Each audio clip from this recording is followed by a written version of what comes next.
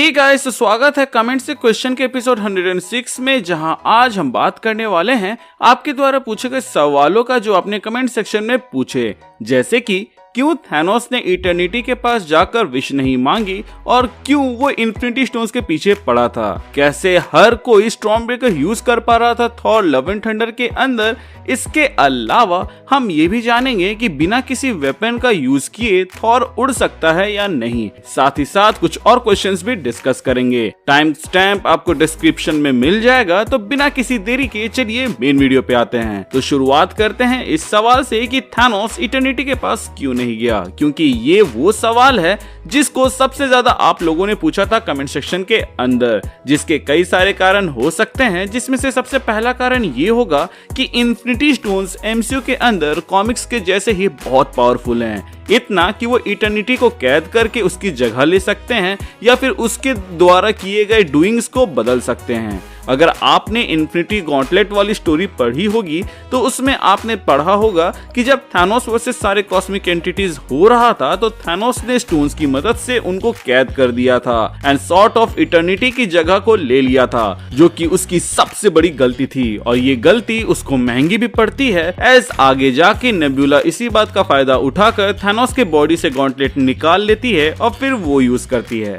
Actually में Thanos eternity and बाकी cosmic beings को हराने के लिए सॉर्ट ऑफ एस्ट्रल फॉर्म में चला जाता है, जहां उसकी बॉडी एक चेयर में रह जाती है अलोंग विथ गॉन्टलेट, जिसको नेबुला निकालती है और फिर यूज करती है, जैसा कि मैंने अभी आपको बताया था थोड़ी देर पहले। अब सोर्स मटेरियल में दिया हुआ है कि इन्फिनिटी स्टोन्स ज्यादा पावरफुल है इटर्निटी से, तो जरूरी नहीं ऐसा हो। एस कॉमिक्स में हल्क कितना पावरफुल है हम सब जानते हैं, बट मूवीज के अंदर उसका मजाक बना रखा है। मैं बस पॉसिबिलिटी गिना रहा हूँ, इसीलिए अब आते हैं नेक्स्ट पॉसिबिलिटी के अंदर, जिसके अनुसार थैनोस को इटर्निटी एंड पहले विश मांगने वाली बात के बारे में कुछ भी नहीं पता था, जो कि हजम करना थोड़ा सा मुश्किल हो सकता है। इसीलिए आते हैं नेक्स्ट पॉसिबिलिटी के ऊपर, जिसमें थैनोस को इटर्निटी के बारे में पता था, बट वो ये नहीं जानता था कि बाइफ्रॉस्ट ही वो चाबी है जिसके मदद से इटर्निटी तक पहुंचने का मेन द्वार खुलेगा। और ये बात तो कई सारे गॉड्स या थॉर तक को नहीं पता था, तो थैनोस को कैसे पता होगा? अगर उसे पता होता तो वो कब का एसगार्ड पर हमला कर देता,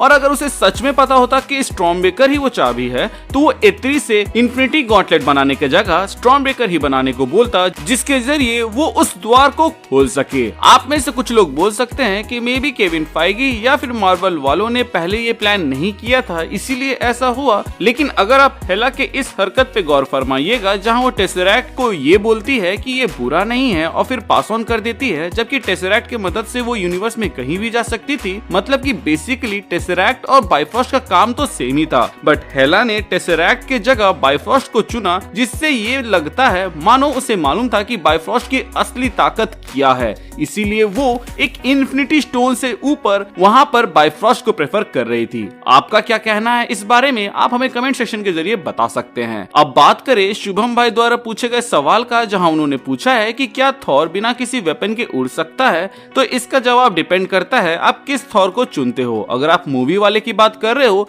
तो बिना वेपन के तो थॉर आज तक उड़ते हुए नहीं दिखा है, क्योंकि बिना वेपन के थॉर हमें सिर्फ थॉर रैग्नारॉक में ही दिखा था, जिसमें सिर्फ यही एक सीन था जहां वो लगता है कि उड़कर लैंड कर रहा है, बट असल में वो एसगार्ड के ऊंचे महल से जंप किया था, इसलिए ऐसा था। थॉर हल्क के जैसे ही लंबे लंबे छलांग लगा सकता है बिना किसी वेपन के, जो कि हम लोगों ने ऑलरेडी देख रखा है। वहीं बात करें कॉमिक्स की, तो उसमें जो थॉर की कहानी लिख रहा होता है, मतलब कि राइटर, उसके ऊपर डिपेंड करता है कि वो थॉर को बिना वेपन के उड़ते हुए दिखाना चाहता है या नहीं। जैसे कि जब पास्ट, प्रेजेंट एंड फ्यूचर का थॉर गॉड से लड़ने के लिए जाते हैं, तो फ्यूचर का थॉर प्रेजेंट थॉर को कहता है कि पास्ट के थॉर के पास म्योनिर नहीं है तो वो उड़ नहीं सकता, जबकि रिसेंट कॉमिक्स के अंदर हमें देखने को मिला है कि थॉर बिना हैमर के भी उड़ रहा है। मेरे ख्याल से बिना हैमर के थॉर अगर उड़ेगा तो कहीं ना कहीं किसी दूसरे सुपर हीरो से उड़ने के पैटर्न से मैच खा जाएगा, इसीलिए उसको अवॉइड करने के लिए उन लोगों ने जो एक यूनिक टेक लिया है म्योनिर या किसी वेपन के साथ, उसको कंटिन्यू किया है। आप लोगों को याद होगा कि इटर्नल्स मूवी के अंदर जब हमें इकारिस को उड़ते हुए दिखाया था, तो उसको किस तरह सुपरमैन से कंपेयर किया जा रहा था। अब बात करते हैं टेक्नो सुपरमैन द्वारा पूछे गए सवाल का, जिसमें उन्होंने पूछा है कि अगर जेन फॉस्टर मरने के बाद वैलहला जा सकती है तो क्या कैप्टन अमेरिका भी मरने के बाद वैलहला जाएंगे। जिसका जवाब बहुत ही सिंपल है और वो है नहीं, क्योंकि वैलहला जाने के लिए लड़ते लड़ते शहीद होना होगा, जो कि मुझे नहीं लगता कि कैप्टन अमेरिका होगा, एज वो हमें ओल्ड एज में दिखे थे जहां उन्होंने अपनी रिटायरमेंट का अनाउंसमेंट सैम को शील्ड पास ऑन करके इनडायरेक्टली किया था। इन केस हम मान लें कि फ्यूचर में स्टीव रॉजर्स बूढ़े होके ही वापस आते हैं और वो लड़ते लड़ते मरते हैं, तो भी वो वैलहला नहीं जाएंगे, क्योंकि वो उस वक्त थॉर के रूप में नहीं रहेंगे। अब बात करते हैं शेख भाई द्वारा पूछे गए सवाल का, जिसमें उन्होंने पूछा है कि जेन फॉस्टर कैसे लास्ट बैटल सीन पर पहुंची जब उसके पास कोई टेलीपोर्टेशन पावर नहीं था। जिसका जवाब हमें मूवी में ही देखने को मिल गया था, जहां जेन वॉर सॉन्ग पर सवार होकर उस जगह पर आती है। वॉर सॉन्ग बेसिकली वैल्करी का वो घोड़ा है जिसके पास पोर्टल खोलने की पावर है। इवन मूवी के स्टार्टिंग में जब ओमनीपोटेंट सिटी जाने की बात होती है तो थॉर वहां पे बोलता भी है कि स्टॉर्मबेकर से चलते हैं, जिस पर वैल्करी बोलती है कि अभी अभी हमने देखा कि स्टॉर्मबेकर बेकाबू है और उसने तुम्हारे साथ क्या किया, उससे तो ट्रेवल नहीं करने वाले। जिसके जवाब में थॉर बोलता भी है तो फिर किस में जाएंगे, तुम्हारे पोर्टल खोलने वाले हॉर्स पे, क्या उसमें इतने लोग अटेंगे। जिसके बाद से जेन बोलती है कि क्यों ना स्टॉर्मबेकर को बोट में लगा देते हैं और उससे जाते हैं। खैर अब आते हैं second most asked question in the comment section के ऊपर, जो कि है स्टॉर्मबेकर को कोई भी कैसे यूज कर ले रहा था। जिसका जवाब जानने के लिए आपको कुछ बातों पर ध्यान देना होगा, जैसे कि स्टॉर्मबेकर पर वर्दीनेस नहीं लगा है तो उसको उठाने का तो कोई भी उठा सकता है, इसीलिए कैप्टन भी एंड गेम में उसे कुछ पल के लिए उठा लिए थे।